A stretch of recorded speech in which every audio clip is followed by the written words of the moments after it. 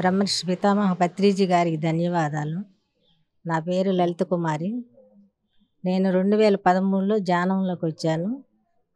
ధ్యానానికి రాకముందు మా ఇంటి పక్కన వాళ్ళు వస్తుంటే నాకు అప్పుడు ఆరోగ్యం బాగాలేదు. ధ్యానంలోకి వస్తే తొందరగా తగ్గిద్దని చెప్పారు.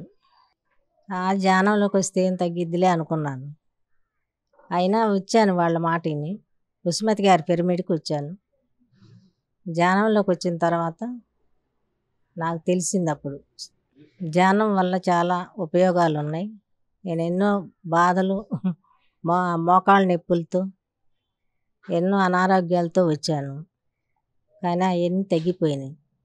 అలాగే శ్రీనివాస్ సార్ గారి క్లాసులకి, అమావాస్య ధ్యానానికి, పౌర్ణమి ధ్యానానికి, దత్తక్షేత్రానికి అలా క్లాసులకి వెళ్ళేదాన్ని.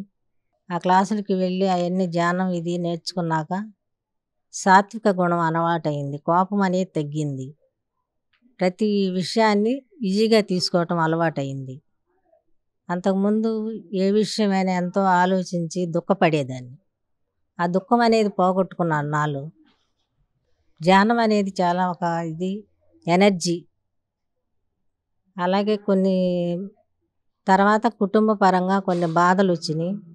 ఆ కుటుంబంలో నుంచి మేము విడిగా రావాల్సి వచ్చింది. అయినా ఆ దుఃఖాన్ని ధ్యానం వల్ల నేను మర్చిపోగలిగాను. పిల్లలందరూ బాగానే ఉన్నారండి. ధ్యానంలోకి వచ్చినాక మా మనవరాలు కూడా డాక్టర్ చదువుతుంది. మేము అనుకున్నట్టు వాళ్ళకి ఏదన్నా బాగోపోయినా నాకు ఫస్టే తెలుస్తుందండి. ఆ ధ్యానం వల్లే నాకు ఆ జ్ఞానం వచ్చింది అనుకుంటాను. ఈ ధ్యానాన్ని ఇచ్చిన పత్రిజీ గారికి ఎన్నో ధన్యవాదాలు. అలాగే మాస్టర్స్ ఉస్మతి గారి పిరమిడ్ కట్టించి మాకు ఎంతో ఉపయోగపడి,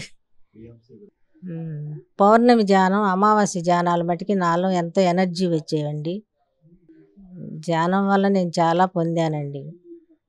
ధ్యాన జగత్ బుక్ నాకు ఎంతో జ్ఞానాన్ని ఇచ్చింది. అది చదివి నాలో నేను ఎంతో మార్పు తెచ్చుకున్నాను. ఆరోగ్యపరంగా కానీ మనిషి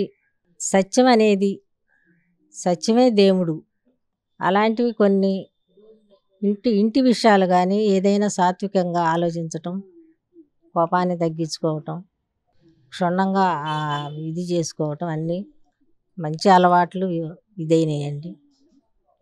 ధ్యానం వల్ల నేను చాలా ఉపయోగపడింది కుటుంబానికి కానీ నాకు కానీ. ఉస్మతి గారి పిరమిడ్కి వచ్చి నేను ధ్యానం చేసినాక నాకు మోకాళ్ళ నొప్పులతో ఎంతో బాధపడేదాన్ని. ఆ నొప్పులన్నీ తగ్గిపోయినాయి. అంతకుముందు నాకు అనారోగ్యాలు ఏది తిన్నా అరిగేది కాదు. అలాంటివి కూడా ధ్యానానికి వచ్చిన తర్వాతే నాకు అన్నీ ఏ మెడిసిన్ లేకుండా తగ్గిపోయినాయండి.